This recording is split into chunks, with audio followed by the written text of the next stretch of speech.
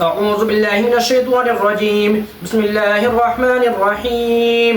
الحمد لله الذي أنزل على عبده الكتاب فلم يجعل له عوجا قيما لينذر بأسا شديدا من لدنه ويبشر المؤمنين الذين يعملون الصالحات أن لهم أجرا حسنا ماكثين فيه أبدا وينذر الذين قالوا اتخذ الله ولدا ما لهم به من علم ولا لآبائهم كبرت كلمة تخرج من أفواههم إن يقولون إلا كذبا فلعلك باخع نفسك على آثارهم إن لم يؤمنوا بهذا الحديث أسفا إنا جعلنا ما على الأرض زينة لها لنبلوهم أيهم أحسن عملا وإنا لجاعلون ما عليها صعيدا جرزا أم حسبت أن أصحاب الكهف والرقيم كانوا من آياتنا عجبا إذ أبى الفتية إلى الكهف فقالوا ربنا آتنا من لدنك رحمة وهيئ لنا من أمرنا رشدا فضربنا على آذانهم في الكهف سنين عددا ثم بعثناهم لنعلم أي الحزبين أحصى لما لبثوا أمدا نحن نقص عليك نبأهم بالحق إنهم فتية آمنوا بربهم وزدناهم هدى وربطنا على قلوبهم إذ قاموا فقالوا ربنا رب السماوات والأرض لن ندعو من دونه إلها لقد قلنا إذا شططا هؤلاء قوم اتخذوا من دونه آلهة لولا يأتون عليهم بسلطان بين فمن أظلم ممن افترى على الله كذبا وإذ أزلتموهم وما يعبدون إلا الله فأبوا إلى الكهف ينشر لكم ربكم من رحمته ويهيئ لكم من أمركم مرفقا وترى الشمس إذا طلعت تزاور عن كهفهم ذات اليمين وإذا غربت تقرضهم ذات الشمال وهم في فجوة منه ذلك من آيات الله من يهد الله فهو المهتد ومن يضلل فلن تجد لهم وليا مرشدا وتحسبهم أيقاظا وهم رقود ونقلبهم ذات اليمين وذات الشمال فقلبهم باسط ذراعيه بالوصيد لبثت لقد عليهم لوليت منهم فرارا ولا ملئت منهم رعبا وكذلك بعثناهم يتساءلوا بينهم قال قائل منهم كم لبثتم قالوا لبثنا يوما أو بعض يوم قالوا ربكم أعلم بما لبثتم فبعثوا أحدكم ببرقكم هذه إلى المدينة فلينظر أيها أزكى طعاما فليأتكم برزق منه وليتلطف ولا يشعرن بكم أحدا إنهم إن يظهروا عليكم يرجموكم أو يعيدوكم في ملتهم ولن تفلحوا إذا أبدا وكذلك أعثرنا عليهم ليعلموا أن وعد الله حق وأن الساعة لا ريب فيها إذ يتنازعون بينهم أمرهم فقالوا ابنوا عليهم بنيانا ربهم أعلم بهم قال الذين غلبوا على أمرهم لنتخذن عليهم مسجدا سيقولون ثلاثة رابعهم كلبهم يقولون خمسة سادسهم كلبهم رجما بالغيب ويقولون سبعة وثامنهم كلبهم قل ربي أعلم بعددهم ما يعلمهم إلا قليل فلا تمار فيهم إلا مراء ظاهرا ولا تستفت فيهم منهم أحدا ولا تقولن لشيء إني فاعل ذلك غدا إلا أن يشاء الله واذكر ربك إذا نسيت فقل عسى أن يهديني ربي لأقرب من هذا رشدا ولبثوا في كهفهم 300 سنين فازدادوا 9 قل الله أعلم بما لبثوا له غيب السماوات والأرض أبصر به وأسمع ما لهم من دونه من ولي ولا يشرك في حكمه أحدا واتل ما أوحي إليك من كتاب ربك لا مبدل لكلماته ولن تجد من دونه ملتحدا واصبر نفسك مع الذين يدعون ربهم بالغداة والعشي يريدون وجهه ولا تعد عيناك عنهم تريد زينة الحياة الدنيا ولا تطع من أغفلنا قلبه عن ذكرنا واتبع هواه وكان أمره فرطا وقل الحق من ربكم فمن شاء فليؤمن ومن شاء فليكفر إنا أعتدنا للظالمين نارا أحاط بهم سرادقها من يستغيث يغاث بماء كالمهل يشفي الوجوه بئس الشراب فساءت مرتفقا إن الذين آمنوا وعملوا الصالحات إنا لا نضيع أجر من أحسن عملا أولئك لهم جنات عدن تجري من تحتهم الأنهار يحلون فيها من أساور من ذهب ويلبسون ثيابا خضرا من سندس واستبرق متكئين فيها على الأرائك نعم الثواب وحسنت مرتفقا واضرب لهم مثل الرجلين جعلنا لأحدهما جنتين من أعناب وحففناهما بنخل وجعلنا بينهما زرعا كلتا الجنتين آتت أكلها فلم تظلم منه شيء وفجرنا خلالهما نهرا وكان له ثمر فقال لصاحبه وهو يحاوره أنا أكثر منك مالا وأعز نفرا ودخل جنته وهو ظالم لنفسه قال ما أظن أن تبيد هذه أبدا وما أظن الساعة قائمة ولئن رددت إلى ربي لأجدن خيرا منها منقلبا قال له صاحبه وهو يحاوره أكفرت بالذي خلقك من تراب ثم من نطفة ثم سواك رجلا لكنه الله ربي ولا أشرك بربي أحدا ولولا إذ دخلت جنتك قلت ما شاء الله لا قوة إلا بالله إن ترني أنا أقل منك مالا وولدا فعسى ربي أن يؤتيني خيرا من جنتك ويرسل عليها حسبانا من السماء فتصبح صعيدا زلقا أو يصبح ماؤها غورا فلن تستطيع له طلبا وأحيط بثمره فأصبح يقلب كفيه على ما أنفق فيها فهي خاوية على عروشها ويقول يا ليتني لم أشرك بربي أحدا ولم تكن له فئة ينصرونه من دون الله وما كان منتصرا هنالك الولاية لله الحق هو خير ثوابا وخير عقبا واضرب لهم مثل الحياة الدنيا كما إن أنزلناه من السماء فاختلط به نبات الأرض فأصبح هشيما وتذروه الرياح وكان الله على كل شيء مقتدرا المال والبنون زينة الحياة الدنيا والباقيات الصالحات خير عند ربك ثوابا وخير أملا ويوم نسجر الجبال فترى الأرض بارزة وحشرناهم فلم نغادر منهم أحدا وعرضوا على ربك صفا لقد جئتمونا كما خلقناكم أول مرة بل زعمتم أن لن نجعل لكم موعدا ووزع الكتاب فترى المجرمين مشفقين مما فيه يقولون يا ويلتنا ما لهذا الكتاب لا يغادر صغيرة ولا كبيرة إلا أحصاها ووجدوا ما عملوا حاضرا ولا يظلم ربك أحدا وإذ قلنا للملائكة اسجدوا لآدم فسجدوا إلا إبليس كان من الجن ففسق عن أمر ربه أفتتخذونهم وذريته أولياء من دوني وهم لكم عدو وبئس للظالمين بدلا ما أشهدتم خلق السماوات والأرض ولا خلق أنفسهم وما كنتم متخذ المضلين عضدا ويوم يقول نادوا شركائي الذين زعمتم فدعوهم فلم يستجيبوا لهم وجعلنا بينهم موبقا ورأى المجرمون النار فظنوا أنهم مواقعوها ولم يجدوا عنها مصرفا ولقد صرفنا في هذا القرآن للناس من كل مثل وكان الإنسان أكثر شيء جدلا وما منع الناس أن يؤمنوا إذا جاءهم الهدى فاستغفروا ربهم إلا أن تأتيهم سنة الأولين أو يأتيهم العذاب قبلا وما نرسل المرسلين إلا مبشرين ومنذرين ويجادل الذين كفروا بالباطل ليدحضوا به الحق فاتخذوا آياتي وما أنذروا هزوا ومن أظلم ممن ذكر بآيات ربه فأعرض عنها ونسي ما قدمت يداه إنا جعلنا على قلوبهم أكنة أن يفقهوه وفي آذانهم وقرا وإن تدعوهم إلى الهدى فلن يهتدوا إذا أبدا فربك لغفور ذو الرحمة لو آخذهم بما كسبوا لعجل لهم العذاب بل لهم موعد لن يجدوا من دونه موئلا وتلك القرى أهلكناهم لما ظلموا وجعلنا لمهلكهم موعدا وإذ قال موسى لفتاه لا أبرح حتى أبلغ مجمع البحرين أو أمضي حقبا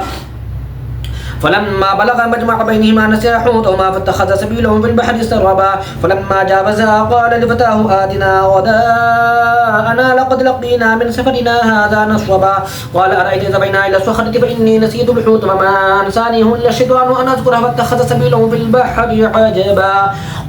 قال ذلك ما كنا نبغي فارتدا على آثارهما قصصا فوجدا عبدا من عبادنا آتيناه رحمة من عندنا وعلمناه من لدنا علما قال له موسى هل أتبعك على أن تعلمني مما علمت رشدا قال إنك لن تستطيع معي صبرا وكيف تصبر على ما لم تحط به خبرا قال ستجدني إن شاء الله صابرا ولا أعصي لك أمرا قال فإن اتبعتني فلا تسألني عن شيء حتى أحدث لك منه ذكرا فانطلقا حتى إذا ركبا في السفينة خرقها قال خرقتها لتغرق أهلها لقد جئت شيئا إمرا قال ألم أقل إنك لن تستطيع معي صبرا قال لا تؤاخذني بما نسيت ولا ترهقني من أمري عسرا فانطلقا حتى إذا لقيا غلاما فقتله قال أقتلت نفسا زكية بغير نفس لقد جئت شيئا نكرا قال ألم أقل لك إنك لن تستطيع معي صبرا قال إن سألتك عن شيء بعدها فلا تصاحبني قد بلغت من لدني عذرا فانطلقا حتى إذا أتيا أهل قرية استطاعما أهلها فأبوا أن يضيفوهما فوجدا فيها جدارا يريد أن ينقض فأقامها قال لو شئت لاتخذت عليه أجرا قال هذا فراق بيني وبينك سأنبئك بتأويل ما لم تستطع عليه صبرا أما السفينة فكانت لمساكين يعملون في البحر فأردت أن أعيبها فكان براءهم ملك يأخذ كل سفينة غصبا وأما الغلام فكان أبواه مؤمنين فخشينا أن يرهقهما طغيانا وكفرا فأردنا أن يبدلهما ربهما خيرا منه زكاة وأقرب رحما وأما الجدار فكان لغلامين يتيمين في المدينة وكان تحته كنز لهما وكان أبوهما صالحا فأراد ربك أن يبلغا أشدهما واستخرجا كنزهما رحمة من ربك وما فعلته عن أمري ذلك تأويل ما لم تستطع عليه صبرا يسألونك عن ذي القرنين قل سأتلو عليكم منه ذكرا إنا مكنا له في الأرض وآتيناه من كل شيء سببا فأتبع سببا حتى إذا بلغ مغرب الشمس وجدها تغرب في عين حمئة ووجد عندها قوما قلنا يا ذا القرنين إما أن تعذب وإما أن تتخذ فيهم حسنا قال أما من ظلم فسوف نعذبه ثم يرد إلى ربه فيعذبه عذابا نكرا وأما من آمن وعمل صالحا فله جزاء الحسنى وسنقول له من أمرنا يسرا ثم أتبع سببا حتى إذا بلغ مطلع الشمس وجدها تطلع على قوم لم نجعل لهم من دونها سترا كذلك لقد أحطنا بما لديه خبرا ثم أتبع سببا حتى إذا بلغ بين السدين وجد من دونهما قوما لا يكادون يفقهون قولا قالوا يا ذا القرنين إن يأجوج ومأجوج مفسدون في الأرض فهل نجعل لك خرجا على أن تجعل بيننا وبينهم سدا قال ما مكنني فيه ربي خير فأعينوني بقوة أجعل بينكم وبينهم ردما آتوني الزبر الحديد حتى إذا سابا بين الصدفين قال نفخوه حتى إذا جعله نارا قال آتوني أفرغ عليه قطرا فما استطاعوا أن يظهروه وما استطاعوا له نقبا قال هذا رحمة من ربي فإذا جاء بعض ربي جعله دكا فكان بعض ربي حقا وتركنا بعضهم يومئذ يموج في بعض ونفخ في الصور فجمعناهم جمعا وعرضنا جهنم يومئذ للكافرين عرضا الذين كانت أعينهم في غطاء عن ذكري وكانوا لا يستطيعون سمعا أفحسب الذين كفروا أن يتخذوا عبادي من دوني أولياء إنا أعتدنا جهنم للكافرين نزلا قل هل ننبئكم بالأخسرين أعمالا الذين ضل سعيهم في الحياة الدنيا وهم يحسبون أنهم يحسنون صنعا أولئك الذين كفروا بآيات ربهم ولقائه فحبطت أعمالهم فلا نقيم لهم يوم القيامة وزنا ذلك جزاؤهم جهنم بما كفروا واتخذوا آياتي ورسلي هزوا إن الذين آمنوا وعملوا الصالحات كانت لهم جنات الفردوس نزلا خالدين فيها لا يبغون عنها حبلا قل لو كان البحر مدادا لكلمات ربي لنفذ البحر قبل أن تنفذ كلمات ربي ولو جئنا بمثله مددا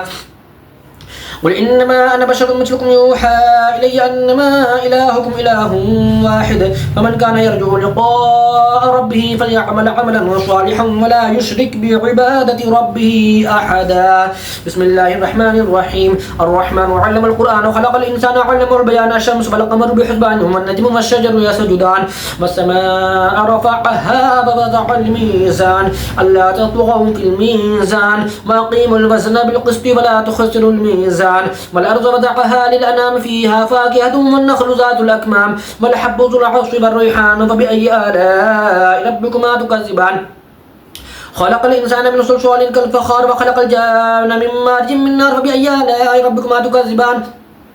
مرج البحرين يلتقيان بينهما برزخ لا يبغيان فبأي آلاء ربكما تكذبان يخرج منهما اللؤلؤ والمرجان فبأي آلاء ربكما تكذبان وله الجوار المنشآت في البحر كالأعلام فبأي آلاء ربكما تكذبان كل من عليها فان ويبقى وجه ربك ذو الجلال والإكرام فبأي آلاء ربكما تكذبان يسأله من في السماوات والأرض كل يوم هو في شأن فبأي آلاء ربكما تكذبان سنفرغ لكم أيها الثقلان فبأي آلاء ربكما تكذبان يا معشر الجن والإنس إن استطعتم أن تنفذوا من أقطار السماوات والأرض فانفذوا لا تنفذون إلا بسلطان فبأي آلاء ربكما تكذبان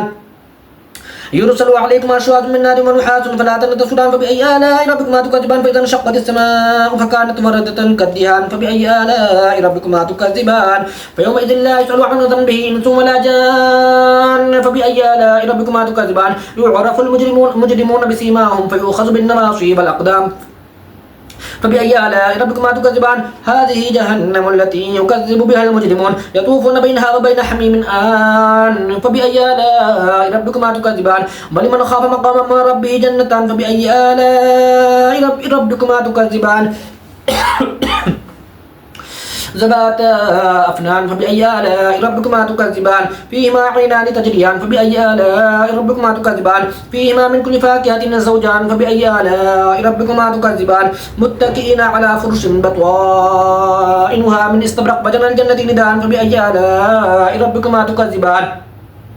فيهن قاصرات الطرف لم يطمسهن إنس قبلهم ولا جان فبأي آلاء ربكما تكذبان كأنهن الياقوت والمرجان فبأي آلاء ربكما تكذبان هل جزاء الإحسان إلا الإحسان فبأي آلاء ربكما تكذبان ومن دونهما جنتان فبأي آلاء ربكما تكذبان مدهامتان فبأي آلاء ربكما تكذبان فيهما عينان نضاختان فبأي آلاء ربكما تكذبان فيهما فاكهة ونخل ورمان فبأي آلاء ربكما تكذبان فيهن خيرات حسان فبأي آلاء ربكما تكذبان حور مقصورات في الخيام فبأي آلاء ربكما تكذبان لم يطمسهن إنس قبلهم ولا جان فبأي آلاء ربكما تكذبان متكئين على رفرف خضر وعبقري حسان فبأي آلاء ربكما تكذبان تبارك اسم ربك ذي الجلال والإكرام صدق الله العظيم.